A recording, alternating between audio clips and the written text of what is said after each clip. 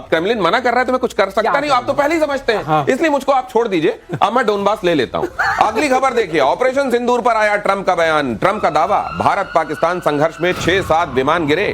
Trump ने कहा, भारत पाक विवाद मैंने सुलझाया। ये एक बार फिर से ये मान न मान मैं तेरा मेहमान, ये इतनी बार एक झूठ को बोलते जा रहे हैं कि कहीं शायद किसी जगह किसी कोने में ये दर्ज हो जाए इतिहास में, ये काम तो मैंने कराया था। हालांकि गूंज गूंज कर ये बात रिवर्बरेट होकर आएगी कि ट्रंप साहब इतना झूठ इतने बार मत बोलिए, लेकिन ये अपना रिकॉर्ड खुद तोड़ने में लगे हुए हैं। एक बार फिर से इन्होंने ये कह दिया है कि ये विवाद तो मैंने सुलझाया, वरना इतने प्लेन्स गिर गए थे सब, और वो तो न्यूक्लियर तक बात जाने वाली थी, और उससे पहले न्यूक्लियर तक बात जाने वाली थी, दुनिया के सामने ये बात आ जाती कि न्यूक्लियर का जो पर्दा इन्होंने लगा रखा है वो एकदम पर्दा ही है, उसके पीछे कुछ नहीं है। मैं दिनेश साहब से रिक्वेस्ट करूंगा, आप पंडित जी जो गाय लेके जा रहे थे कंधे पे ना, और बार बार कहने के बाद उन्होंने फेंक दिया, ये भी उसी उसमें चल रहे हैं। मैं बार बार बोलूंगा, बार बार बोलूंगा, तो नोबेल पीस प्राइज तो मिलेगा ही मिलेगा ही मिलेगा। हाँ, एक झूठ को इतने बार बोलो कि सच लगने लगे। लेकिन और मुनीर ने धमकी भी दी, मैं आधी दुनिया खत्म कर देता, किया नहीं क्योंकि मुझे ट्रंप ने रोक लिया। हाँ, ये कमोडोर बहल,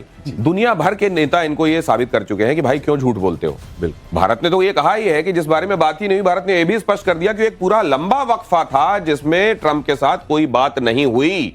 फिर भी ये क्यों करते हैं ऐसा? बिल्कुल, ट्रंप जो है वो मेक अमेरिका ग्रेट अगेन नहीं कर रहे।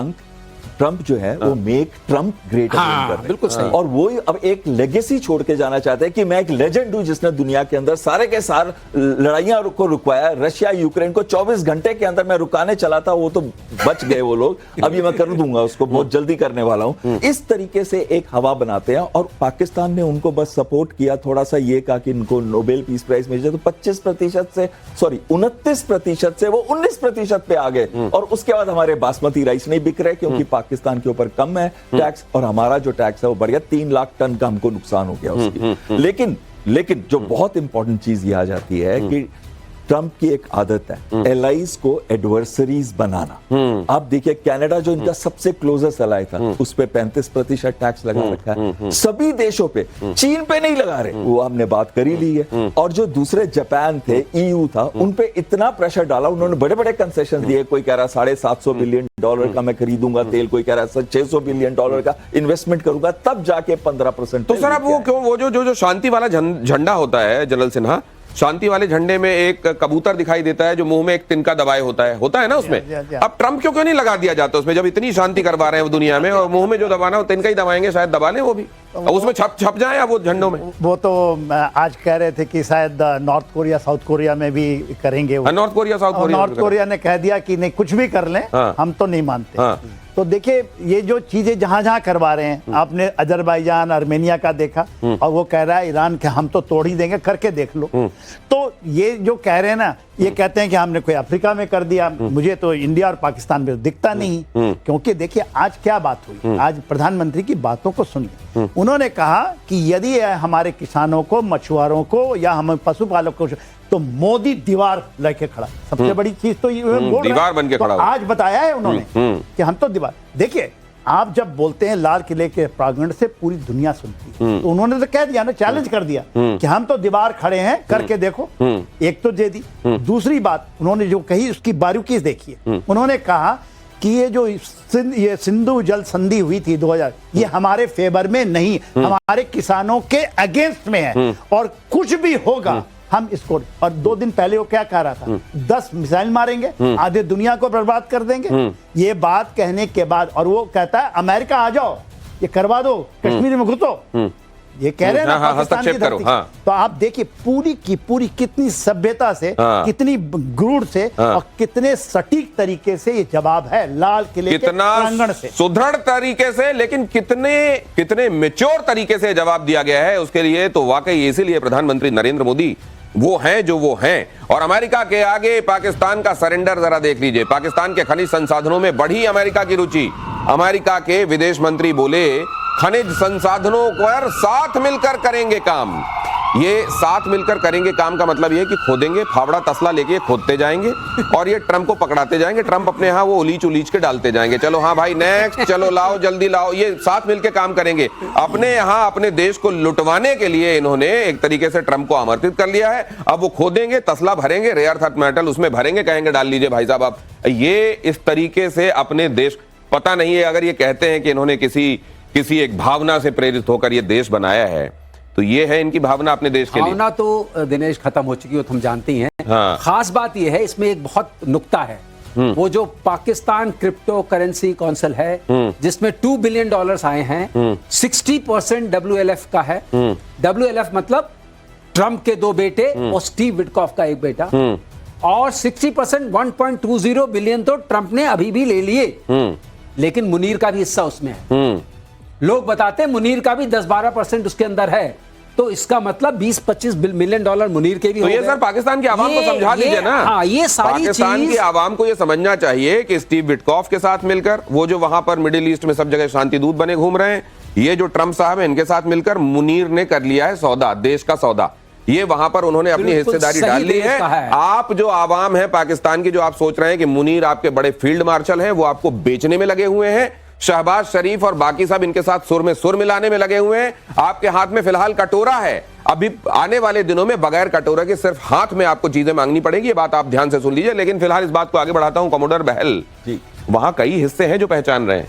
खैबर पख्तूनवा पहचान रहा है, वो कह रहा है कि मुनीर देखो ये क्या कर रहे हैं, वर्दी पहने हुए कौन है, जानवर का नाम लिया जा रहा है। साथ में वहां ये दहशतगर्दी और वर्दी को तो पहले से जोड़ा जाता रहा। बलूचिस्तान ने स्पष्ट कर दिया कि हम इनको मुंह तोड़ जवाब देंगे। लेकिन पाकिस्तान का एक बड़ा धड़ा ये समझ क्यों नहीं पा रहा है कि ये बेचे दे रहे हैं पाकिस्तान को? बिल्कुल, और ये समझ तब तक आएगा नहीं इनको जब तक ये जितने भी रिसोर्सेस की आप बात कर रहे हैं ना, कि ये रेयर अर्थ मिनरल्स हैं, कोल गैस है, ऑयल है, वो कहां पे है तो बलूचिस्तान के अंदर में। हाँ। और वो 44% एरिया पाकिस्तान का है, जबकि उसमें बलूची सिर्फ 5-6% के करीब रहते हैं। लेकिन बलूचिस क्या उनको ये तेल निकालने देंगे? बलूचिस क्या इनको रेयर अर्थ मटेरियल निकालने देंगे? जैसे अफगानिस्तान के अंदर अमेरिका फंस गया था और 20 साल के बाद तालिबान को वापस हाथ में देके ही निकला था, उसी तरीके से वो फंस जाएगा बलूचिस्तान के अंदर अगर वो जाते हैं। पाकिस्तान की आवाम समझती है, ये नहीं कि पाकिस्तान की आवाम समझती नहीं। उनका जो पॉपुलर लीडर था वो तो इमरान है, उसको तो 2 साल से जेल में रखा हुआ। उसके लिए मूवमेंट भी स्टार्ट की तो 108 और कुछ कहते हैं 166 लीडर्स को अरेस्ट करके 10 साल की जेल भी दे दी उन्होंने। तो अब कहां पे है वो मूवमेंट जनरेट करने के लिए?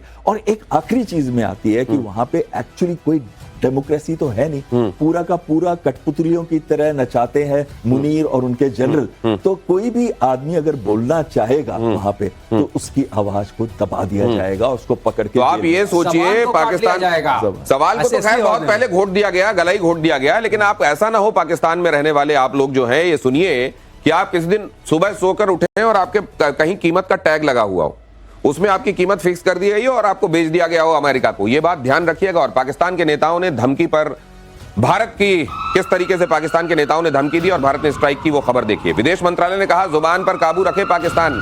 मुनीर, शहबाज और बिलावल ने दी थी भारत को गीदड़ भभकी। भारत ने स्पष्ट कह दिया है कि अगर इस तरह की बयानबाजी जारी रही तो पछताने वाले परिणाम हो सकते हैं। जनरल सिन्हा, और भारत बहुत मुंह चलाता नहीं है, बोलता है और उसके बाद कर देता है। ये जो मुंह चला रहे हैं, मुझको लगता है बहुत जल्दी इनको ये मुंह चलाना बहुत भारी पड़ेगा।